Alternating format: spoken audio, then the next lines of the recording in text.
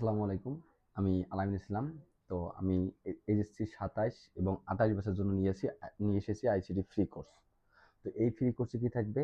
তোমাদের ICT chapter ১ থেকে শুরু করে চ্যাপ্টার ৬ অবধি যত এমসিকিউ, যত সিকিউ, যত বেসিক জিনিস সব সুন্দর করে আলোচনা করব এবং তোমরা এখানে ইনশাআল্লাহ সিকিউতে ৫০ এর মধ্যে ৮৫ পাবা সবাই। তো আমি শুরু করলাম চ্যাপ্টার ৩.১ সংখ্যা পদ্ধতি। সংখ্যা পদ্ধতি ভিত্তির উপর কি বললাম, এটা একটা গুরুত্বপূর্ণ একটা এমসিকিউ। সংখ্যা পদ্ধতি ভিত্তির উপর ভাগ করে কয় প্রকার? ৪ প্রকার। একটা হলো বাইনারি, একটা হলো অক্টাল, একটা হলো ডেসিমাল, একটা হলো হেক্সাডেসিমাল। তো তোমাদের 3.1টা সুন্দরভাবে আলোচনা করতে গেলে তোমাদের এই 4টা বিষয় সুন্দর করে বুঝতে হবে। তুমি যদি এগুলো বোঝো তাহলে 3.1টা তুমি ইজিলি ক্যাপচার করতে পারবা। তো দেখো এখানে বাইনারির বেস 2, অক্টালের বেস 8, হেক্সাডেসিমালের বেস 10, সরি ডেসিমালের বেস 10, হেক্সাডেসিমালের বেস হচ্ছে 16। তো আমরা এখান থেকে বার করবো কি মৌলিক চিহ্ন। মৌলিক চিহ্নটা কি? মৌলিক চিহ্ন হইলো কেমনে তুমি প্রকাশ করবা। এখানে শুরু করবা শূন্য থেকে, শূন্য থেকে n-1 পর্যন্ত। কি বললাম? শূন্য থেকে n-1 পর্যন্ত। তো এনটা এখানে কি? এনটা হলো এখানে আমাদের বেস। এনটা কি? বেস। তো বাইনারি বেস কত? 2। তাহলে বাইনারি মৌলিক চিহ্ন কত হবে? 0, কমা 2 মাইনাস 2 মাইনাস 1 কত হয়? 0, 1। তাহলে বাইনারি মৌলিক চিহ্ন কয়টা হবে? 2টা, 0, 1। অক্টালের মৌলিক চিহ্ন কয়টা হবে? তাহলে 0, 8 মাইনাস 1। তাহলে 0, 1, 2, 3, 4 ডট ডট ডট ডট 7 থেকে। তাহলে কত হবে আমাদের? 0, 1, 2 ডট ডট 7। ডেসিমাল কত হবে? ডেসিমাল হবে 0 থেকে 9। হেক্সাডেসিমাল কত হবে? 0 থেকে 9। আর এখানে আরো 6টা নাম্বার থাকবে, A B C D E F. A মানে 10, বি মানে 13, ই মানে হচ্ছে 14, এফ মানে হচ্ছে 15। এটা গেল। এখন আমরা কি করব? এখন আমরা কাজ করব কি? প্রকাশ করব। প্রকাশ করব। খুব ভালো করে শুনবা বিষয়টা। যে কোনো সংখ্যা প্রকাশ করার নিয়ম শর্ত হলো 2টা। কয়টা? 2টা। একটা হলো তার বেস থাকা লাগবে। এখন মনে করো আমি একটা সংখ্যা এখানে লিখবো, এখানে বেস দিলাম 2। তার মানে এটা অবশ্যই আমাদের বাইনারি সংখ্যার মধ্যে হচ্ছে। এখন মৌলিক চিহ্ন তুমি বসাবা। তাহলে সংখ্যা পদ্ধতি প্রকাশ করার নিয়ম কয়টা? 2টা। একটা হলো বেস লাগবে, একটা মৌলিক চিহ্ন লাগবে। তো বেস বসাছি। আর মৌলিক চিহ্ন কি হবে? এই যে 0, 1। তুমি 0 নিতে পারো, 1 নিতে পারো, 1 নিতে পারো, 0 নিতে পারো, 1 নিতে পারো। তো আমাদের হয়ে গেল কি? বাইনারির সংখ্যা পদ্ধতি। কিন্তু আমি যদি দেই 1, 2, এটা কি বাইনারি সংখ্যা? দেখো এটা কি বাইনারি সংখ্যা? না, এটা কিন্তু বাইনারি সংখ্যা নয়। কেন নয়? তোমার খ নাম্বারে এই প্রশ্ন আসতে পারে। তো তুমি এখানে কি করবা? কি বলবা? কি ব্যাখ্যা লাগবা? আমরা জানি বাইনারি সংখ্যা পদ্ধতিতে মৌলিক চিহ্ন কয়টা? 2টা। একটা হলো 0, একটা হলো 1। কিন্তু এই সংখ্যাটা দেওয়া আছে কত? 1 দেওয়া আছে, কিন্তু 2 নেই। 2 কি বাইনারি সংখ্যা? 2 বাইনারি মৌলিক চিহ্ন? আসলে কিন্তু 2 বাইনারি মৌলিক চিহ্ন নয়। তাহলে এই সংখ্যাটা কি হবে না? বাইনারি সংখ্যা হবে না। কারণটা কি? মৌলিক চিহ্নটা আছে 2। Similarly octal.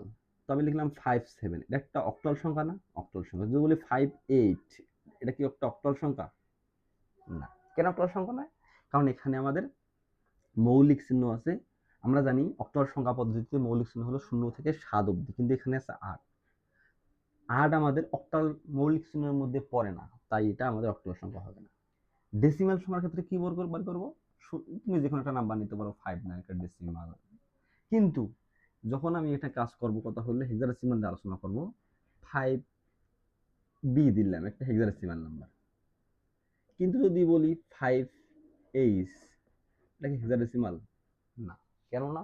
কারণ এখানে বেস 16 আছে, হেক্সাডেসিমাল নাম্বার 5 আছে, কিন্তু এইচ হেক্সাডেসিমাল নাম্বারের মধ্যে মৌলিক চিহ্নের মধ্যে পড়ে না।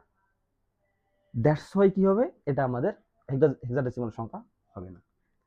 তো তোমাদের ক্লাসের ক্ষেত্রে এই যে পার্টটা খুব একটা ইম্পর্টেন্ট পার্ট। মানে এটা তোমাকে জানতেই হবে। তুমি যেটা ভালো করে বুঝতে পারো, বাকি তুমি ইজিলি বুঝতে পারবে। এখন আমি তোমাদের নেক্সট যেটা বুঝাবো সেটা হলো তোমাদের তোমার কি বুঝাবো? যে এই মনে করো 1010.101, এই ওয়ানটার নাম, এই দশমিকটার নাম কি? এটা হলো রেডিক্স পয়েন্ট। এটা কি? Radix point. এটা কি? Radix point. তো রেডিক্স পয়েন্টের কাজ কি?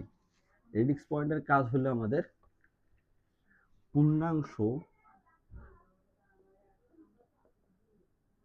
ও ভগ্নাংশ, ভগ্নাংশকে আলাদা করা। রেডিক্স পয়েন্টের কাজ কি? পূর্ণাংশ ভগ্নাংশ আলাদা করা। তো এই যে পূর্ণাংশ কোনটা? এইটা হলো আমাদের কি? পূর্ণাংশ। এটা কি? পূর্ণাংশ। আর এইটা কি? এটা হচ্ছে ভগ্নাংশ। ব্যাপারটা বুঝছো? আর এই ওয়ানটা, এটার নাম কি? এমএসবি। এটার নাম কি?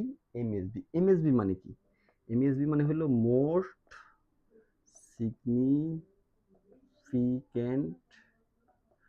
Significant, bit. আর এই ওয়ানটার নাম কি? এই ওয়ানটার নাম হলো এলএসবি। এটা হচ্ছে কিন্তু এটা কিন্তু খুবই আসে ইম্পর্টেন্ট, যে এটার নাম ফুল ফর্মটা কি হলো? লিস্ট। লিস্ট কিন্তু না, লিস্ট, এলইএসটি,